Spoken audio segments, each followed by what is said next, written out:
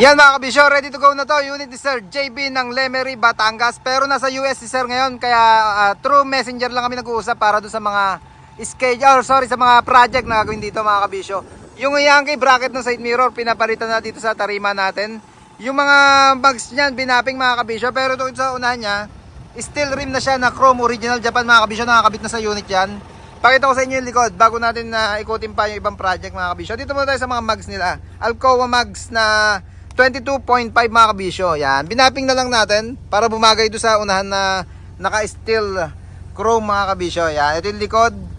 Tapos yung side grill clearance light pinaayos na rin dito sa tarima natin. Bago na yan yung 3-liner side grill natin. Pero ang pagkakaiba dito sa ginagamit natin pag 10-wheeler mga kabisyo, 2x3 yung kapal ng sukat or yung size ng tubular na ginagamit natin. Pag sa mga L kasi 1x3 lang ang gamit natin para medyo mas manipis lang. Rear bumper na surplus Japan pero parang brand new siya mga kabisyo. Makinis yung kondisyon pa niya. Dati mga kabisyo yung nakakabit dyan medyo sira na, naputol na rin. Kaya pinalitan ko na ng bago. Nakapasok siya dati. Ito yung pinanggalingan ng bracket. Kitang kita sa bakat ng chassis. Medyo pasok, hindi magagamit na step. Kaya pinalabas ko ng bagya mga kabisyo para all goods. Mapakinabangan nila pagka tutungtong sila at magbababa ng pangarga. Yan, yung clearance slide may corona. Yung kinabit natin. Jet Inoue, chrome lock.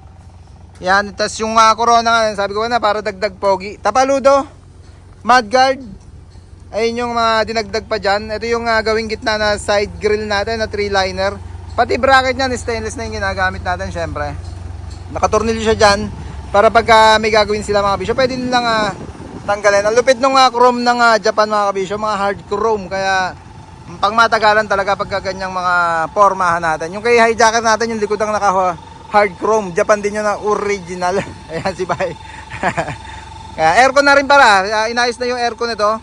Yung gulong, pinapalitan na rin ni Sir JB dito sa tarima natin. Pero dala nila yung brand new gulong.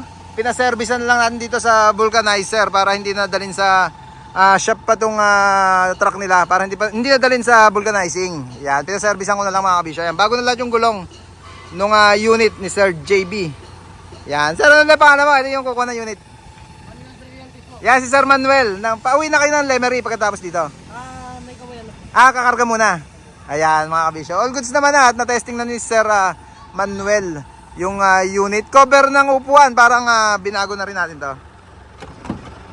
Yan, yung seat cover na black lang na may tahi na diamond sa gitna. Pati back seat niyan mga kabisyo, syempre. All goods na rin. Sabay-sabay na. Pati mating. Yan, yung kulay silver or gray na mating natin mga kabisyo. Ulitin ko ulit yung mga naging project.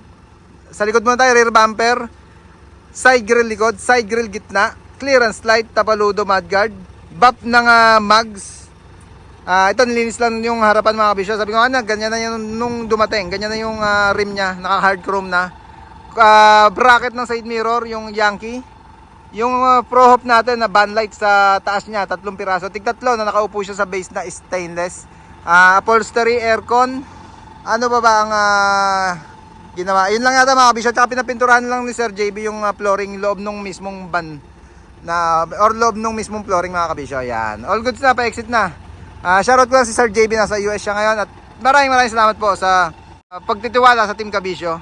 Yan, for trusting Team Kabisyo. Ito na, pa-exit na yung unit nyo. Maraming salamat sa panonood, maraming salamat sa suporta. Please like, share, subscribe to my channel Bacon Republic para updated lagi kayo sa mga unit natin imasin. Peace, Bacon Republic!